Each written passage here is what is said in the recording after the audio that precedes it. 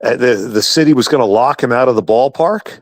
And he shows up at, they say, if you don't pay by 5 o'clock, we're gonna lock you out of the ballpark. And he shows up at 4:55 wearing the Mascot's, costume, and hand delivers a check. And it was just like, okay, nobody really likes this guy. Okay, let's go.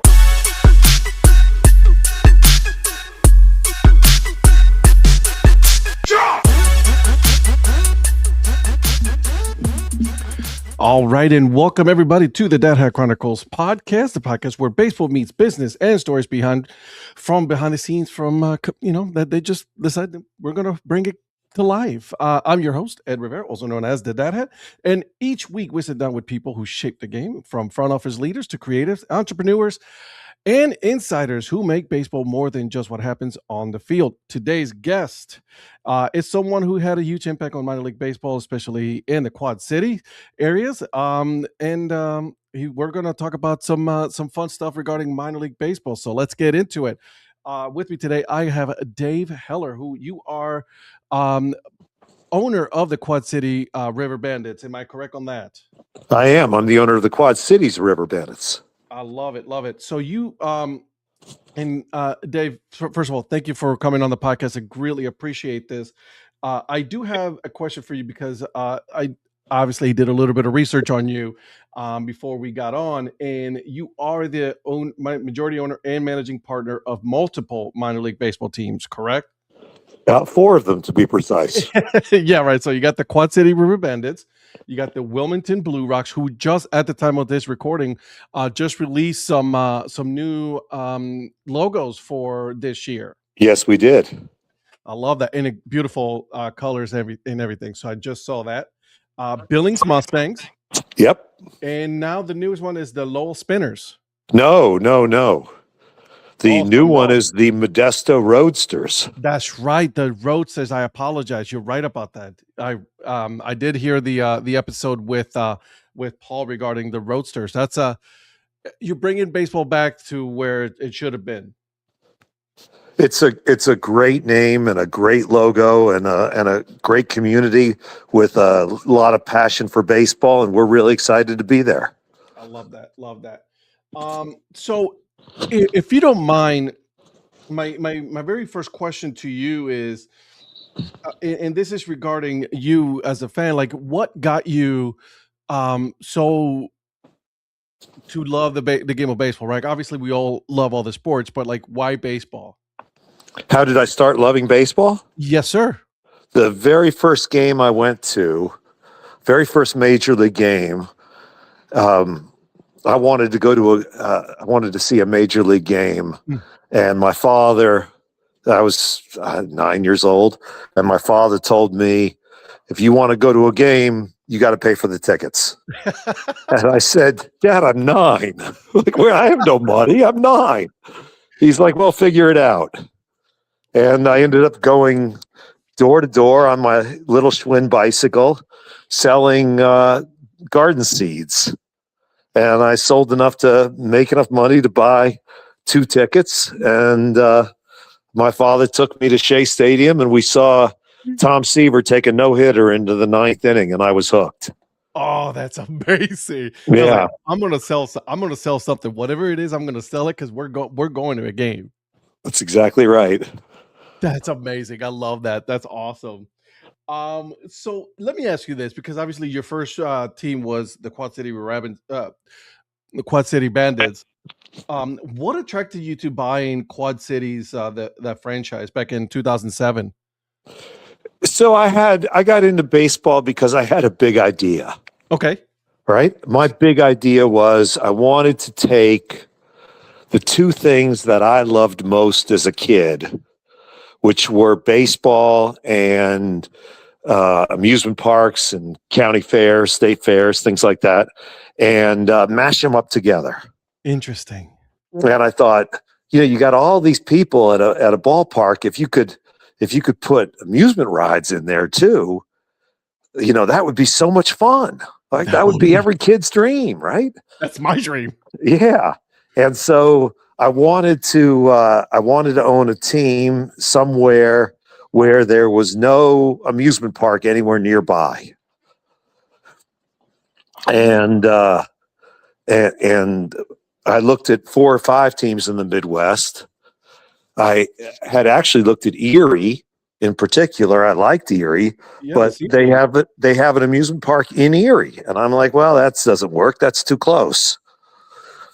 And I saw Quad Cities, and in the Quad Cities, the nearest amusement park would be Adventureland, which is south of Des Moines. Yeah. That's a little over 2.5 hours away by car. Or you go the other direction into Chicago, you can go to the Navy Pier, and that's 3 hours away. Or you can go to Six Flags at Gurney, that's 3.5. And I thought, so the geography was right, and I saw the ballpark, and I just fell in love. I joke that it took me 3.5 years to marry my wife, and it took me 3.5 minutes to marry Modern Woodland Park. That's, you know what? I can understand this. I can understand this. That's good. And I'm looking at the pictures right now online as we're talking, and the fact that like you have that view, right, of the bridge, the water, you have the carousel, all of that right there. That's baseball right there. Yeah, so the carousel, don't undersell it, right? It is the only double-decker carousel in all of baseball. It is also for that matter, it's the only double-decker carousel in the entire state of Iowa. The governor herself christened it when we opened it. And it's the only double-decker carousel anywhere between Chicago and Kansas City. Wow. It's cool and it's rare. It is very cool. And obviously you don't get to see those a lot, here in the US. So the fact that you have one there in the ballpark is completely and just an awesome thing to have. And I know the kids love that. They do. I know my daughter would love that for sure. She would love that. Yeah, and we actually do free Ferris wheel and carousel rides every Wednesday. Really? We do. See, this is the kind of thing that you just fall in love with, right? Like, I mean, you're thinking about not just the experience, just a ballpark, but everything else around the full-fledged fan experience in the inside and outside of the ballpark. Yeah, look, somebody told me once, oh, you've got a Ferris wheel in your park. That's like Brooklyn. They have a roller coaster. Right. And I said, no, it's actually nothing like Brooklyn. Because in Brooklyn, or Altoona, same thing, the roller coaster is near the park, but it's not in the park. That's true. Right? So any kid who's in the park is looking out at the roller coaster going, oh, I wish I could be riding it, but I can't. It's like taking your wife out to lunch at a lovely little outdoor cafe, and 2 tables away is there's a beautiful supermodel sitting by herself. That's amazing. You're right. Right. And you sit there and you're eating your lunch and you're thinking, boy, I'd love to go over and be with her, but I can't. I have to stay here. That's what a 10-year-old is thinking when he's looking at that roller coaster. You're 100% right about that. Right. And the nice thing about our park, the great thing about our ballpark in Quad Cities, Modern Woodland Park, is that you could go over and ride the Ferris wheel. You can go over and ride the wind up or the double play or the double decker carousel or any of the other thrill rides or fun rides that we have, the spinning kids coaster, all that stuff. I'll say this. I have a 7-year-old, and it is a lot of the times it is extremely hard to keep someone entertained while at the ballpark. While I know that I would be completely entertained watching the game, I know my daughter would be like, Dad, can we do other things? Can we look around? Can we go walk around? Right? Yeah. Ed, I go to these baseball meetings with other owners, and you listen to other owners talk, and they will, I mean, not so much now because you got so much private equity in the game, but used to be you'd go to the winter meetings where there was all these other team owners from all over the country, and they would grouse about kids. They were, kids today, they don't appreciate baseball the way we did. My father taught me to keep score, and his father taught him to keep score. And Back I don't in know my why day. my kids won't sit still and learn to keep score. And it's like, I don't want to criticize kids. I want to meet kids where they are, and I want to give them what they want. And The kids that nowadays, listen, I understand, like, you had to sit there and everything. I get it. That's how I grew up. But at the same time, like, I would like my kid to just walk around and spend some time. It's an entertainment area for everybody. You have a little bit of everything for everyone. that's exactly right. And for young parents, they can let their kids go run around and ride these rides and know that they're totally safe because there's only one way in and one way out. And if they want to sit and watch the game and enjoy the game together for a few innings while the kids are playing, they can do that. Like, you would never say to your kid in Wrigley Field, "Hey, just go out there to the left field and come back in 2 innings." But in Quad Cities, you do that all the time, and it's totally safe and totally fun and cool. Yeah, absolutely. Let me ask you this: when you back in '07, when you're taking over the team, what when you first you took a look at everything, right? The team, the owner, the ballpark, concessions, everything. What did you see was your biggest challenge, building an identity and taking over the whole team? My predecessor, the previous owner, Yeah. had basically alienated much of the community. Okay. He hadn't paid his rent Mm. and showed up. The city was going to lock him out of the ballpark, and he Oh shows no. up at. They say, if you don't pay by 5 o'clock, we're gonna lock you out of the ballpark. And he shows up at 4:55 wearing the mascot's costume, and hand delivers a check. And it was just like, okay, nobody really likes this guy. Wow. And so I had to, the first year was taking a lot of meetings and just getting yelled at for what my predecessor did. Oh, I'm sure that was tons of fun. Yeah, that was not the most fun thing I've done, but there were businesses, there were people who bought into me and my vision and what I wanted to do.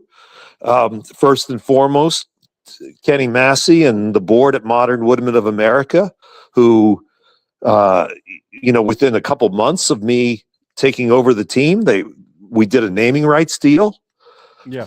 with Modern Wooden that still goes on today, and they have been a fantastic, awesome corporate partner. And we wouldn't be Modern Woodman Park would not be what it is today, which was voted 3 times now in a row by USA Today and 10best.com the best minor league ballpark in America. Like, we wouldn't be that if Modern Woodman hadn't stepped out in faith and believed in me and bought into my vision. In the vision to bring in baseball, Yeah, truly back to the Quad Cities.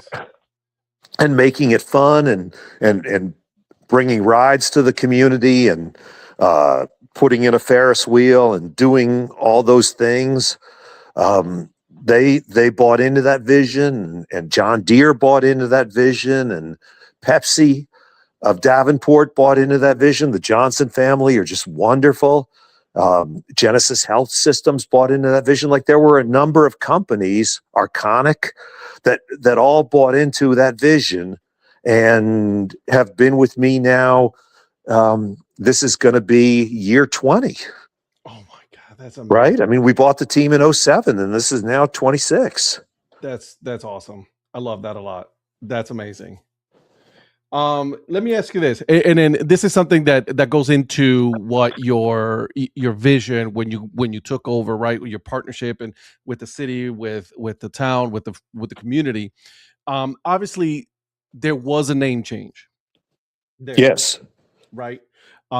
It was originally the Quad City River Bandits, right? Where they had the one logo, I believe there was the older logo, was like the baseball with the bandana on it. And then they changed it to the swing. I believe the swing of the river swing or something like that. I can't remember the name right It's now. the swing of the Quad Cities. The swing of the Quad Cities. That's a great name. So what made you say, all right, we're going to clear this out? It's a great name. Like herpes is a great disease.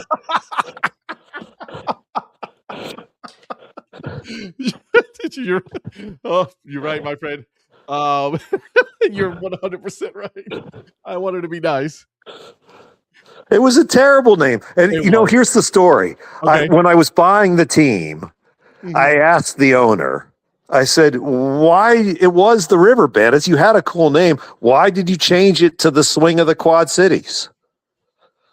And he said, well, it's a triple entendre. And I looked at him quizzically and like, triple entendre? And he says, yeah. He said, it's the swing of the bat and the swing of the river, because Davenport is where the Mississippi River turns, and instead of running north-south, it actually turns and runs east-west for a short period of time. And then he says, and the swing of the old jazz era, all up and down the Mississippi River, including Davenport. And I looked at him and I said, you market to 10-year-olds with a triple entendre.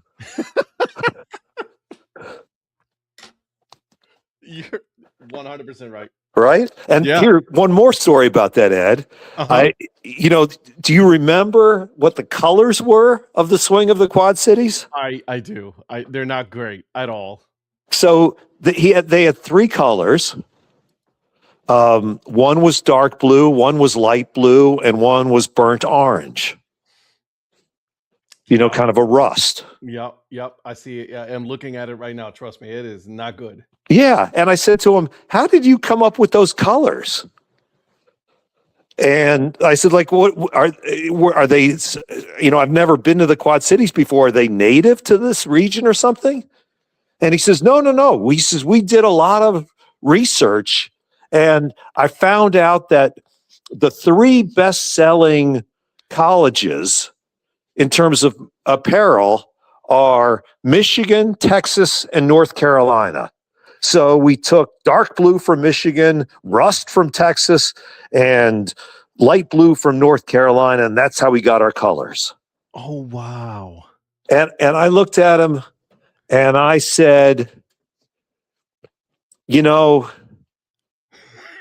I love spinach and I love pineapple and I love milkshakes, but I don't take them all three and put them into a blender and stir them up, Yeah, no, you're right. I like them separately. I'm looking at it right now. Like, I understand that you also want to include fan bases from different types of the United States, but when it comes to minor league baseball, a lot of the times it's like you got to be very hyper local to your area. You want to be hyper local, but you also want colors that inherently complement each other, that go together really well. Correct. And they didn't do that either. So the first thing we did was put together this naming rights deal with Modern Woodman, and the next thing we did was held a naming rights contest, and that was sponsored by Modern Woodman Bank, and we changed the name of the team. So on that, you let the fans choose the name, obviously, and I believe, according to the research I've done, some of the names came up. Like you got the Quad City River Bandits came up, also the swing came up, and it was overwhelmingly the favorite one was the River Bandits. Am I correct on that? Yeah. So we gave them six choices. Gave the people six choices, including the swing. Right, to be fair, and in a six-way race, River Bandits got 82% of the vote. Yeah, I think they like the name. So yeah, right. It was pretty clear that's what the community wanted, and I think it's always better to listen to the community than just try to impose your will. And I'm sure that you were not surprised at all, how overwhelmingly favorite the name of the River Bandits was. No, I certainly can't say as I was surprised. I was pleased, Yeah, certainly, but not not surprised. not surprised. And then, and then once we settled on the name, we hired a fantastic designer named Francis Santaquilani, Hmm. and he designed our River Bandits logo that we still use today. Like it was one of the best logos I've ever seen. I'm a fan. I'll say that. Like, I mean, there's a couple of I'm on your merch store right now. Yeah. The logo I like a lot. Obviously, you guys updated it to show the partnership between you and the Kansas City Royals, right? Yes, that's Um, exactly right. and I do love. I'm looking. I might be purchasing a hat today. Great. But the new era that Paw logo, Yes. I gotta say, Dave, I am a fan of that one a lot. Yeah. Again, that was Francis. He did a whole suite of different River Bandit related Mhm. logos, and that Paw was one of them, and that was a big seller. And he did one with just the bandit's eyes, and that was a big seller. Yes. He really has done a great job for me. So and then you went back to Quad Cities instead of Quad City as part of one of the small changes that from the old ownership to you. That's right. Yeah, I saw that. I noticed that a lot. Yeah, because here, and I live in this community, right? I Mhm. live here and raise my children here. This is home for me. I- If you ran into somebody from our community in a bar, in an airport, in somewhere, and you said, "Where are you from?" They would say, "I'm from the Quad Cities." Correct. Nobody would say, "I'm from Quad City." There's no such place. I'm from the So Quad Cities. yeah, so Yeah, we are the Quad Cities River Bandits, I like that. right? We proudly put Quad Cities on our visiting jerseys. That's yep, absolutely, absolutely. So a little something that I also noticed while doing research, merchandise sales jumped about 400% after Yes, the rebrand. yes, yeah, And they did. People loved it. People loved the logo that Francis and I came up with, and um, we incorporated the bridge, which is the unique, iconic element of this community. To have that bridge right next to the ballpark, and the bridge is lit up at night. Thanks to River Action, they funded the bridge getting lit up, and it's one of the most beautiful places to watch a baseball game anywhere in the country. so obviously there was some issues, right, between the old ownership and the new one. There were bills weren't getting paid and things like that, um and I want to tie it back to the identity change. How Mhm. did that change as far as like the sponsorship interest in with you and the team now that we have okay, we are back, we're back, baby, we're the River Bandits. How did partnership change for you once the change was made? Well, it was really like a symbol Mhm, of we're going to be doing things very differently. mhm. It was a very clear, very bold way of saying we're going to be completely different than the previous ownership. And obviously you've shown it. Like I have a good friend of mine who um lives over there, Lynn, and it's just close by, and she's always saying how she loves that ballpark, and it's one of those whenever you talk about in our minor league community, when you talk about logos, Quad Cities is always one of the ones that come up because it's such an iconic logo, right? And the fact that you brought back also the old baseball with the bandana as well as part of an alternate, that's pretty cool, right? Because you're Yes. tying to the history. Yeah, well, and I embrace the history of this franchise. Like, Mhm, I love the fact that our ballpark is 95 years old. Right? mhm. They in the 90s and early 2000s, HOK and other firms were designing new ballparks to try to look retro. We don't have to try to look retro. We are You already naturally are. retro. Right? We don't have to fake it. Yeah. No, you're 100% right. Like, I mean, you don't have to do anything that is going to be retro because it's already retro. It is a cool look. When it comes to the area, you have a prime spot for baseball. We do. I think we have, as I've said before, I've said many times, there's no better place to watch a baseball game anywhere in America than modern Woodman Park in Davenport, Iowa. There's just none. It's the best view with the nicest people that you'll find anywhere in the country, right here in the Quad Cities. The best people. That's amazing. That's truly amazing. Right. And I'm proud to count myself, among them. I'm proud to be a Quad Cityan.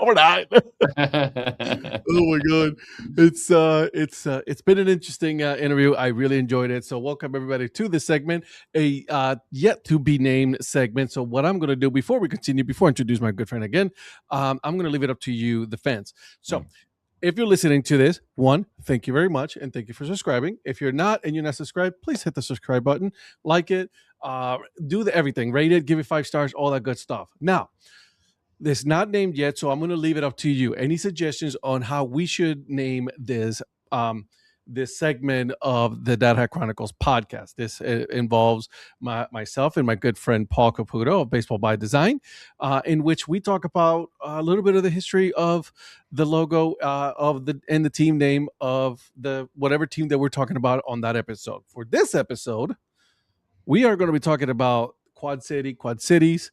But we're talking about the River Bandits, right? And a little bit about the swing of the Quad City, just because it's part of the history. So we're going to go there. Yeah. But my friend, how are you today? Ed Rivera, I'm so pleased to be here. You know I love this on a Sunday evening when we're recording right now, talking about minor league baseball logos. Because, it's the 1st of February at the time of this recording. Yeah. And February is officially the month where Major League Baseball is back. Spring training is here. We know that we're going to have a 2026 season.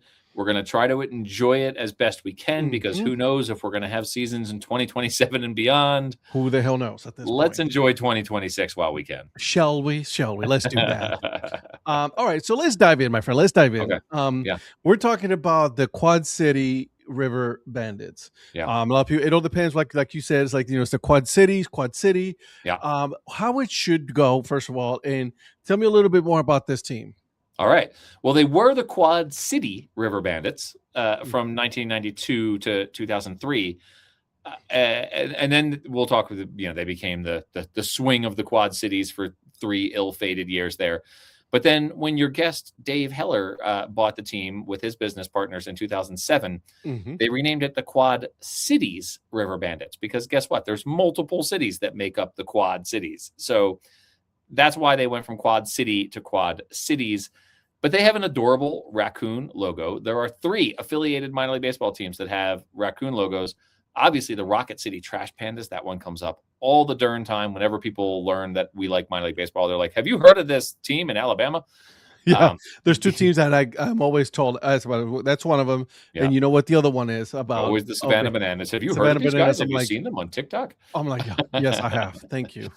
So the Rocket City Trash Pandas, who play real baseball rather than, what the Savannah Bananas are playing. And then you have, of course, the Hudson Valley Renegades, who have a raccoon-based logo. Correct. And then we have these Quad Cities River Bandits. It's pretty funny. The namesake for it's not just like, hey, we're adorable raccoons.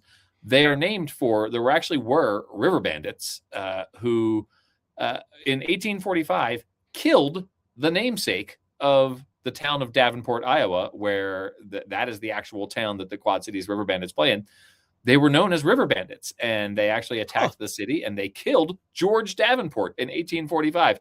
Those were the original River Bandits. That's where the team gets its name.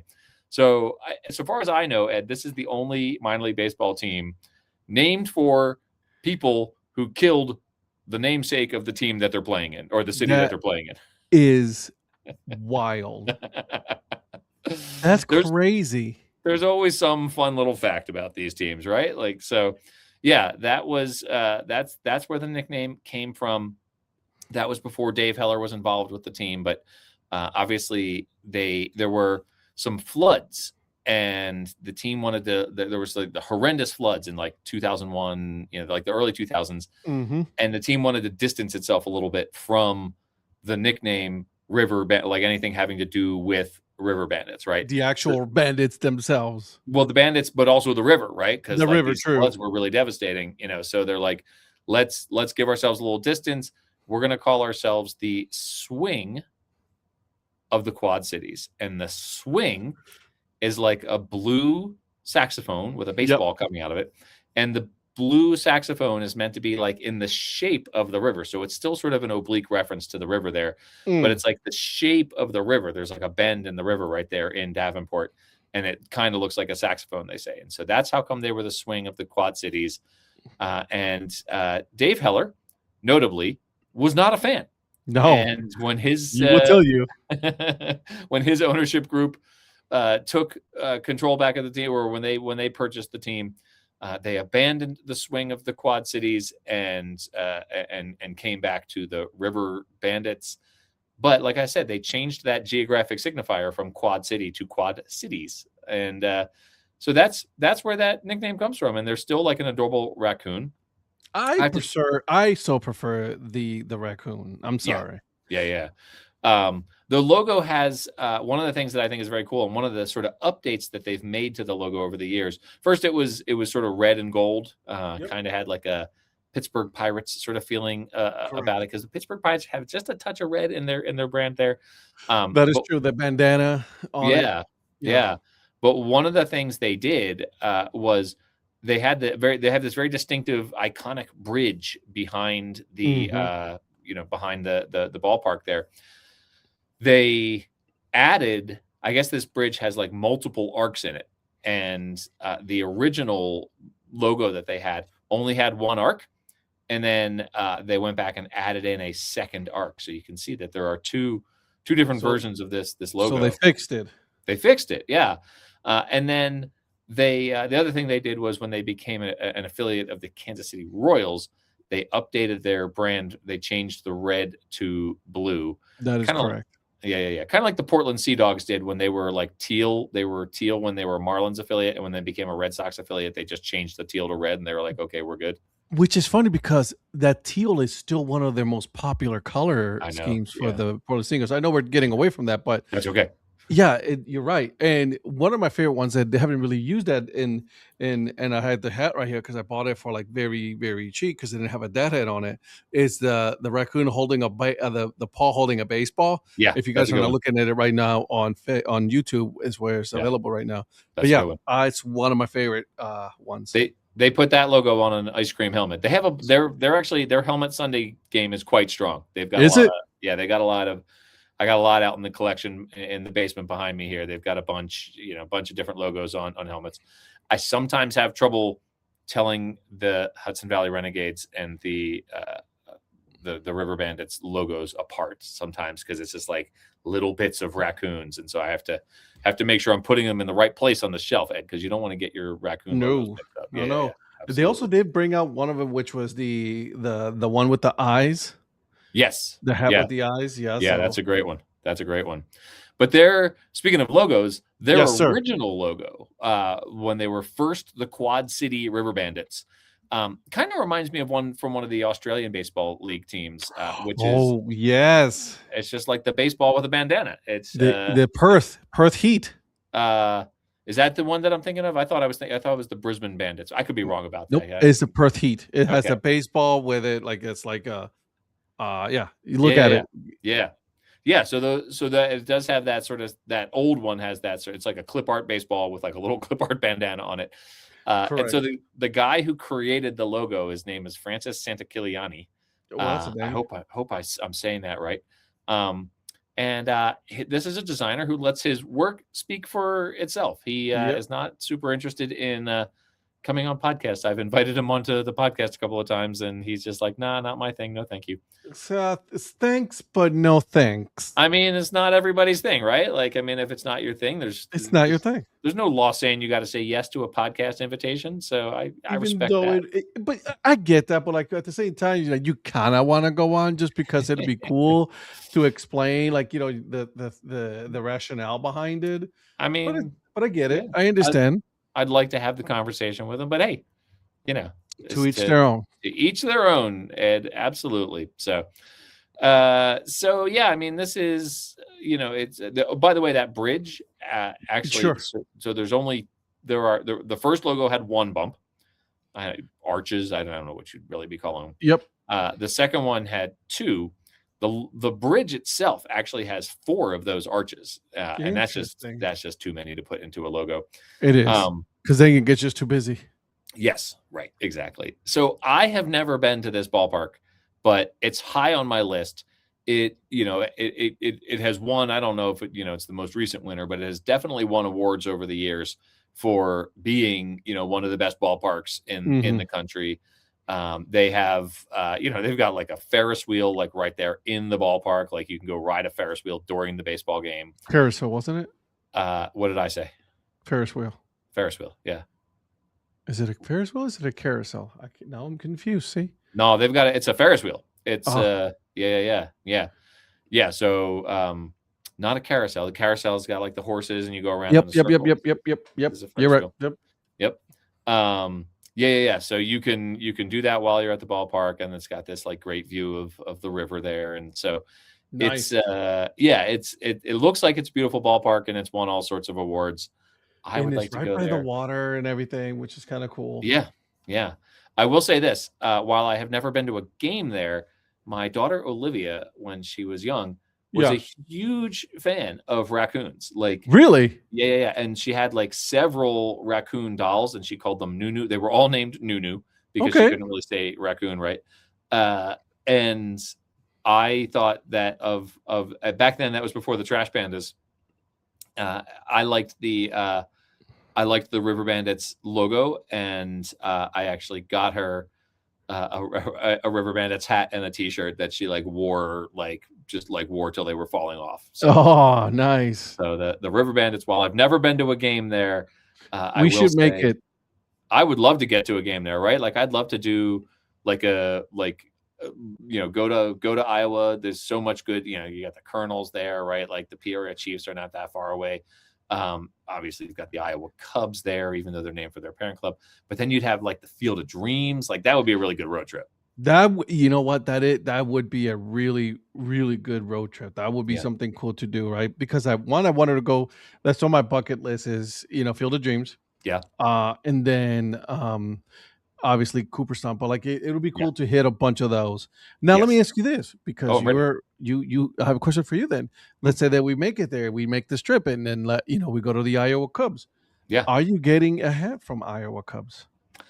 I assume that the Iowa Cubs are going to have some kind of surely they're in the Copa program, or they've done some kind of alternate identity. Like surely there's something that I could get in the team store that doesn't just say Cubs on it. Okay.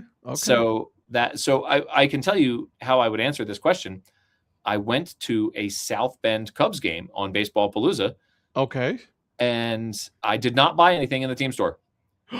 Yeah, I know. I did not get anything in the team store because I did, whatever their alternates were they were selling just weren't really speaking to me, and so I did not get anything at the South Bend Cubs. Yeah. It was very. By the way, the Iowa Cubs have a couple of hats that you probably should think about. Okay. Like maybe the Iowa Caucuses. Oh, the Iowa Caucuses would be a great one. Yes. Yeah. I would absolutely get an Iowa Caucuses hat. Yep. I have an Iowa Caucuses. They're tricolor. It is pretty cool. In a dad hat in a New Era 920. Yeah. Or how about their Copa brand? Demonios. Oh, that's also good. See, that's the advantage of these these alternate identities. Yeah. I will say that I went to a New Hampshire Fisher Cats game, and I was looking for a primaries t-shirt, but it was late in the season and they were all like super picked over. I got you. And I was not able to get anything because you know what I got? I got one of their chicken tenders t-shirts. Okay. Yeah, that was a good one. I'll say this. There's the one thing that I would give a check mark on the we need to do better for the Quad City River Bandits. Okay. And that is on their Copa. Okay. Yeah. What's their Copa? Bandidos. Oh, I see. They just translated the English one. They translated it. They switched their hat and their bandana to more of the Mexican colors and all of that, which is, again, it's fine, not a big deal, but like Sure. I would much rather see something different on a Copa, just so that way we can, we're like, hey, we're just not the Bandits or Bandidos, we're this, right? Yeah. And I would appreciate then if they did something a little bit different. Other than that, the brand is great. Even now that they're still bringing out the baseball with the bandana, it's absolutely wonderful. It's one of my favorite logos. I know it's very simple, but it's a very a powerful one, right? Yeah. That's it's and there's so many different versions of the River Bandits logo, right? Like I mean, they've got like one of them, he's in like a little gondola on the Ferris wheel. There's one where there's the ball splashing into the river. You mentioned the one with the claw holding onto the baseball. Correct. There's a close up of him wearing his little bandit hat and holding, looks like a wiffle bat because it's yellow, but I guess I know, it's hilarious. So it's a fun brand. It's got a lot going on, and it's I have a soft spot for this brand because it was a favorite of my eldest child when she was little. So I love it. I 100% love it. I think it's great. Yeah. I have no issues whatsoever on the actual logo itself. They do have an official league hat, the QC one. Okay. There it is. Yeah. So they got our friends at Official League. Official League. Yeah, they do. They're doing their thing, man. I know. They're expanding and expanding. I'm okay with that. It's something different. Yeah. All right. Is there anything else that we need to know and learn about this team name? Well, I'll say this, you probably know this, but did you know the 3 colors that they were chosen for the swing of the Quad Cities? Well, it was like a light blue and like a brown. There's a brown, yeah. Yeah, and there's 3 colors that represent 3 different universities. Oh, I didn't know that. No. Yeah. Well, and then this is going to be on the podcast, so this is not something that but is the light blue, that baby blue, is to represent University of North Carolina. Okay. Then we got the copper color, which is to represent University of Texas. Okay. And then the blue, which is that dark blue, is to represent University of Michigan. Well, Ed, I'm not going to lie to you. I think that's dumb. It is extremely dumb. There's like no consideration for like how those colors work together. None whatsoever. Yeah. So this is why this swing of the Quad City was really not that good of it wasn't really thought out. No, it's not a good logo. I will say this, when in 2014, when I wrote an article about them for sportslogos.net, first of all, I interviewed Dave Heller for that Sports Logos article, which is kind of funny. So, but then that year they won. You know how minor league baseball does its Clash of the Caps, yes, like fan vote, and like they do like a bracket style. Sure. The River Bandits won the Clash of the Caps in 2014 when I wrote that article. Well, I mean, listen, it's a great logo. That's what I'm saying. It's done some slight updates to it.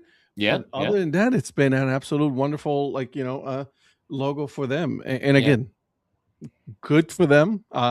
Just would love to see a new Copa identity. Yeah, I would. I'll say that I actually feel like the original red works better in my mind than the blue. Yes, I agree. I think that warm color sort of pops out a little bit, and I get that they were trying to tie to their parent club. I think it was at the expense of better color choices, because you already have. I mean, if we're going to get into the nitty gritty of logo design here, you've already you've got the black, which is like what you would call your base color, right? Like it's Correct. like the sort of the big dark root. Yep. You don't need another base color, and that dark blue kind of serves as a base color in the new version. It doesn't work for me. I much rather have the red one. You're right. You're 100% right. From a logo design perspective, I prefer the red, but you know, I get what they're doing out there. But this is why this is so, you know, I'm going to soapbox this a little bit here. This is why like logo design should be left to professionals. And so like when a team gets hold of these files and they're like, okay, well now we have these files and like we're going to make changes, you know, as needed. In my mind, you really need to.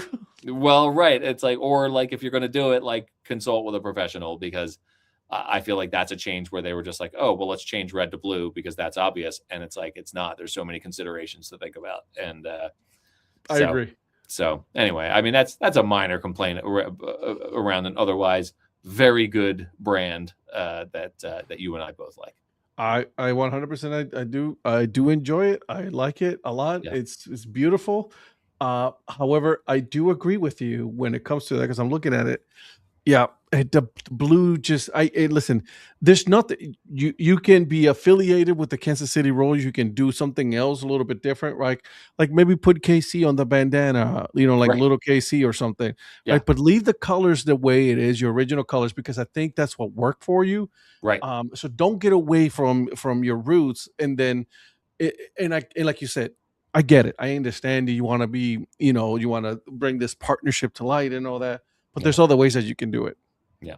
His name, the raccoon's name is Rascal, by the way. We haven't mentioned his name. Rascal is a great name. It's a good name for a raccoon. Come on, it's perfect. It is absolutely wonderful name. So, Mr. Caputo, my friend, thank you so much.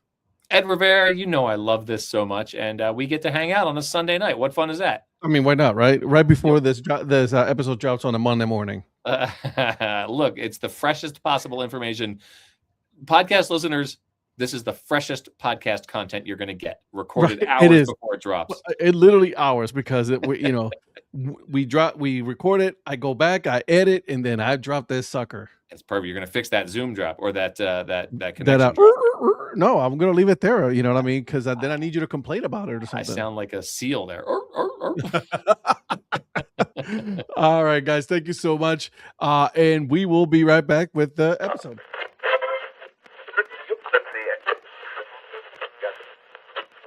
All right. Thank you guys for joining me in this episode with Dave Heller of the Quad City River Bandits, as well as Paul Caputo of Baseball by Design. I hope you guys learned something. I hope you guys laugh. And then make sure you join us next week as we finish this episode again with Dave Heller. And then we are going to have Kelly Robinson of the Minor League Nerd, where he is going to be telling us a little bit of history of the history of baseball in the Quad Cities. Make sure you guys hit the subscribe button. And if you want to, go ahead and go to the YouTube link and then subscribe there as well. Give it 5 stars, guys. That way I go up on the rankings. And until then, keep on grinding. And then support the minor leagues. I'll see you guys.